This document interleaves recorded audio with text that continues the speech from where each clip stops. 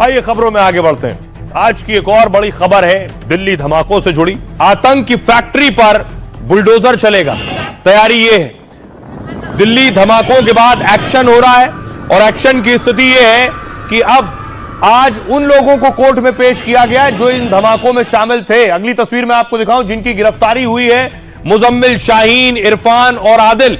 देखिए जरा, जब इन्हें कोर्ट लेकर आया गया पुलिस वैन के जरिए, अगली तस्वीर आप देख रहे हैं, ये वैन में ये आतंकी हैं जिन्हें लेकर आया गया है।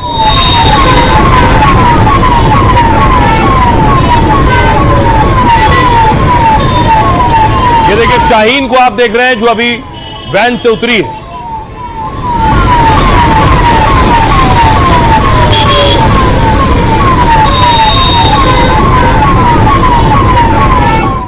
उसके बाद इन्हें कोर्ट में पेश किया गया तो मीडिया कैमरों के बीच इनकी कोर्ट में पेशी हुई। मीडिया ने सवाल भी किए। इरफान आपको फंडिंग कहां से आ रही थी? इरफान आपको फंडिंग कहां से आ रही थी? इरफान आपको फंडिंग कहां से आ रही थी? मुजम्मिल, आपको पैसे किसने दिए थे ये अटैक करने के लिए? मुजम्मिल, आप किसके टच पे थे? डॉक्टर शाहीन, आप किसके टच पे थे?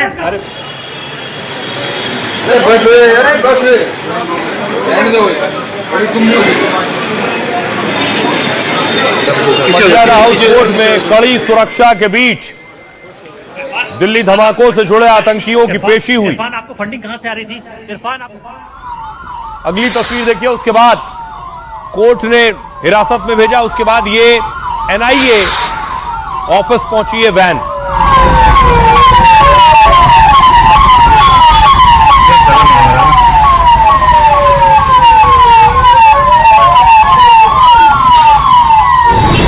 अब आपको दिखाने जा रहा हूं वो अमोनियम नाइट्रेट जो पकड़ा गया है, पहली बार आप देखने जा रहे हैं। ये आप जो बोरिया देख रहे हैं ये अमोनियम नाइट्रेट की, इसी तरह की 3000 किलो अमोनियम नाइट्रेट धमाका करने के लिए इकट्ठा किया गया था।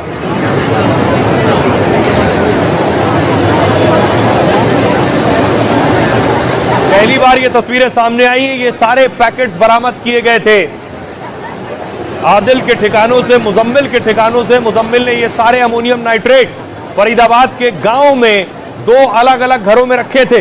एक जगह से 350 किलो अमोनियम नाइट्रेट बरामद हुआ था और दूसरी जगह से लगभग 2500 किलो अमोनियम नाइट्रेट बरामद किया गया था। इन सब का ताल्लुक और तार जुड़े हैं इस यूनिवर्सिटी से, अल फलाह से। कोई पढ़ता था, कोई पढ़ाता था। तो अब अल फलाह भी बुलडोजर के रडार पर है और न सिर्फ अल फलाह के चेयरमैन का घर भी, अगली तस्वीर में आपको दिखाऊं, अब बुलडोजर चलेगा।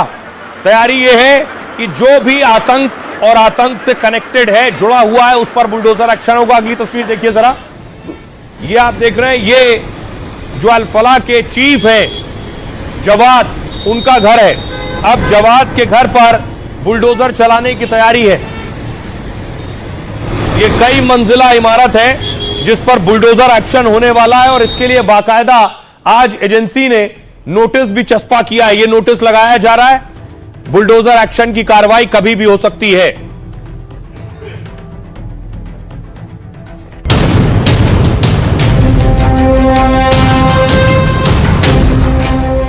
बुलडोजर का गियर लग चुका है, टारगेट की ओर स्टीयरिंग मुड़ चुका है। अब बस इंतजार है एक इशारे का, जब बुलडोजर दहाड़ने लगेगा। बुलडोजर का निशाना है अल फलाह यूनिवर्सिटी के निदेशक जवाद अहमद सिद्दीकी का ठिकाना, जो भले ही दिल्ली से 800 किलोमीटर दूर हो, लेकिन वो बुलडोजर की रडार पर है। कमरा नंबर 13 जहां पर डॉक्टर मुजम्मिल रहता था, वो सबसे महत्वपूर्ण कमरा है। जांच एजेंसियां यहां पर जांच कर रही हैं। ये पूरा अस्पताल है जहां पर कमरा नंबर 13 सबसे अहम रोल प्ले करता है। डॉक्टर मुजम्मिल के अलावा डॉक्टर शाहीन, डॉक्टर उमर भी यहीं पर ही आते थे। आतंकी डॉक्टरों की पनाहगाह यानी अल फलाह यूनिवर्सिटी के मुखिया को उसके गुनाहों की सजा मिलने वाली है। अभी अवैध घर पर टारगेट है। क्या जल्द ही आतंकियों का ठिकाना बनी अल फलाह यूनिवर्सिटी भी बुलडोजर से जमींदोज होगी? अब देखिए जरा, क्या बुलडोजर चलने वाला है, क्या तैयारी है। अल फलाह के चेयरमैन का घर, उन्हें ईडी पहले ही उठा चुकी है। एमपी के इंदौर से करीब 35 किलोमीटर दूर महू नाम का शहर है। महू में भारतीय सेना की एक बड़ी छावनी और वॉर कॉलेज भी है। आपको बताऊं, इसी महू के मुकेरी मोहल्ला में जवाद सिद्दीकी का घर है।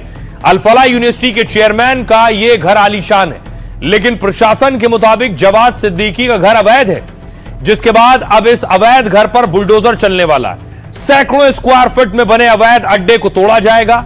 मकान नंबर 1371 पर बिना अनुमति निर्माण का नोटिस लगाया गया है। कैंट बोर्ड ने 3 दिन में अवैध घर तोड़ने का अल्टीमेटम दे दिया है।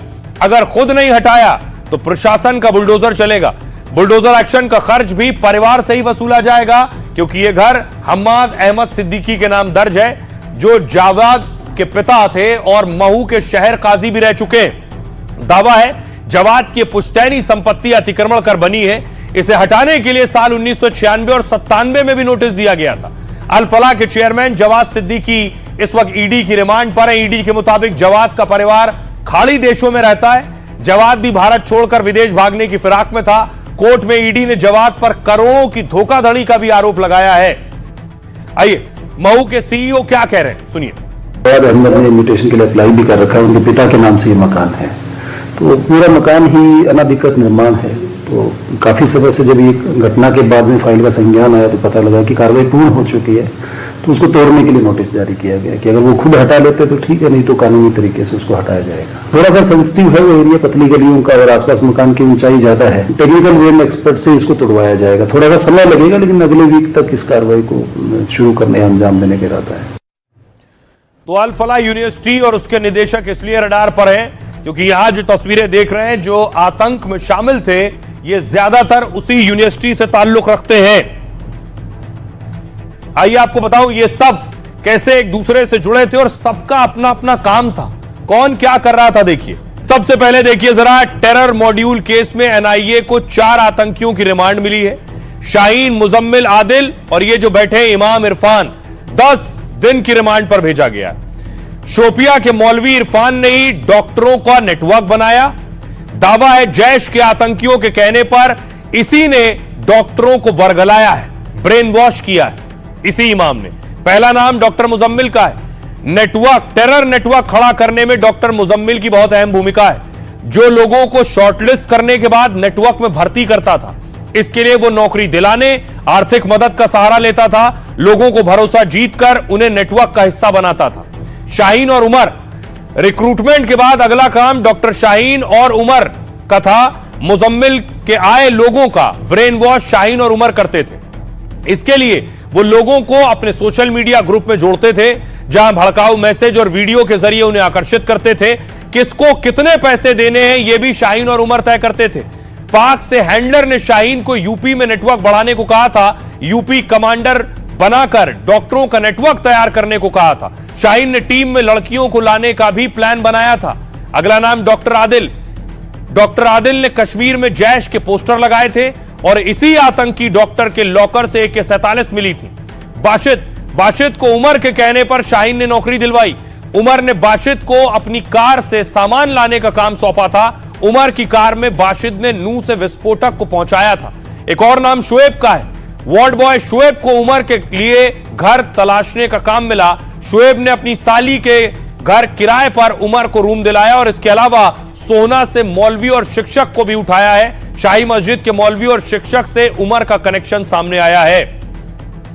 अब उमर का वीडियो सामने आया। उमर कैसे लोगों को ब्रेन वॉश कर रहा था, यह वीडियो सामने आया।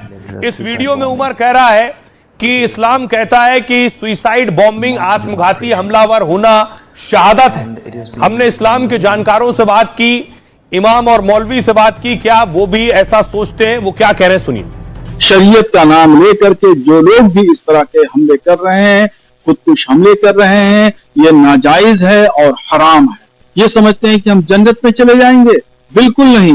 ये जन्नत नहीं बल्कि ये जहन्नम में जाएंगे। इस्लाम में ऐसी कोई भी गुंजाइश नहीं है कि कहीं पर भी आतंकवाद की जगह हो। इस्लाम खुद सुसाइड को हराम बताता है कि हमारा जो पड़ोसी मुल्क है वो कहीं ना कहीं हिंदुस्तान की युवा पीढ़ियों को टारगेट करने की कोशिश करता आया है।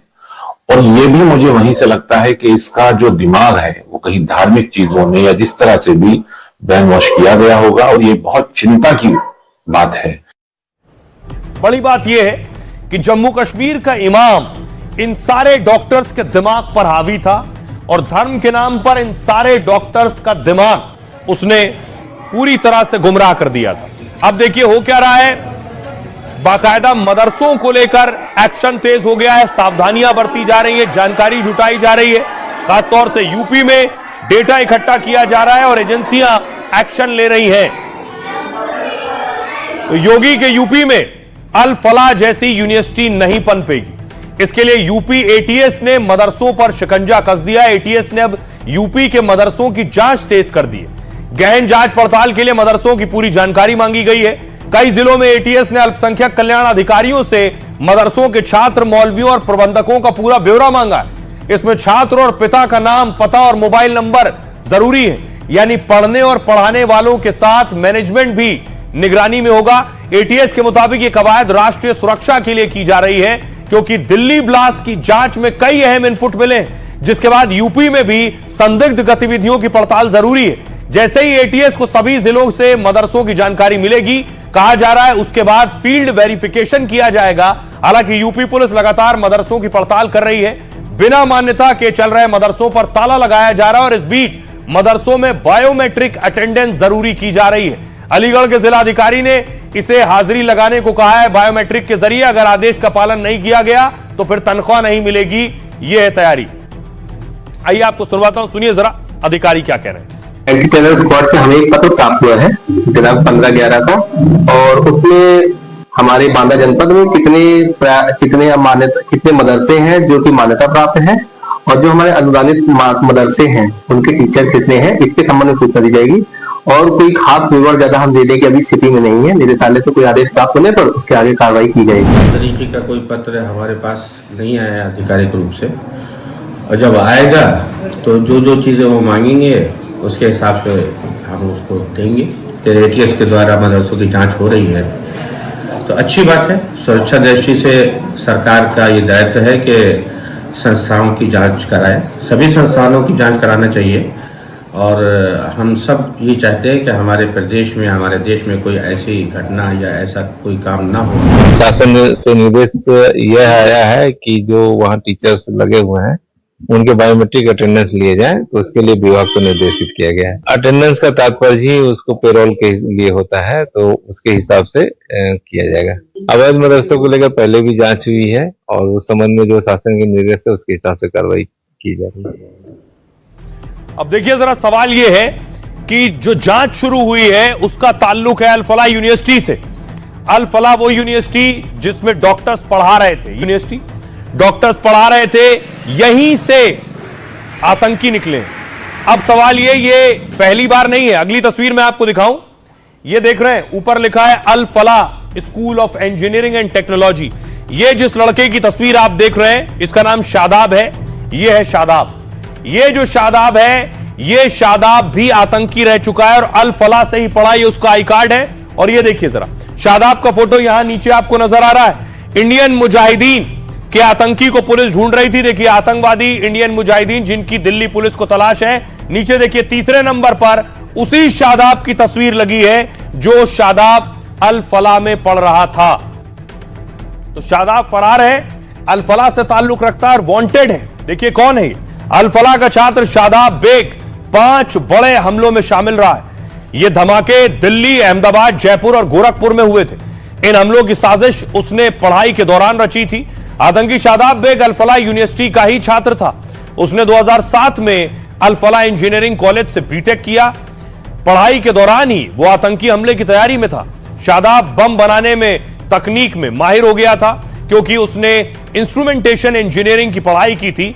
आतंकी मिर्जा शादाब बेग इंडियन मुजाहिदीन का सदस्य है। आतंकी मिर्जा शादाब बेग यूपी के आजमगढ़ का रहने वाला है। 2008 में शादाब अहमदाबाद सीरियल ब्लास्ट में शामिल रहा। रेकी करने से लेकर बम बनाने और ट्रेनिंग देने का काम किया। 70 मिनट में तब अहमदाबाद में 21 जगह धमाके हुए थे। इसमें करीब 56 लोगों की मौत हुई थी और 200 से ज्यादा घायल हुए थे। 2008 के जयपुर सीरियल ब्लास्ट में भी उसका नाम आया था। धमाकों को अंजाम देने के लिए उसने विस्फोटक जमा किया। 2007 में गोरखपुर सीरियल धमाकों में शामिल था। गोरखपुर पुलिस ने शादाब बेग की संपत्ति कुर्क कर ली थी, लेकिन आतंकी नेटवर्क का खुलासा होते ही वो फरार हो गया। बम धमाकों में शामिल शादाब पर 1 लाख का इनाम घोषित किया गया और सूत्रों के मुताबिक 2019 में उसकी आखिरी लोकेशन अफगानिस्तान थी, लेकिन अब तक उसे पकड़ने के लिए एजेंसियां जुटी हुई हैं।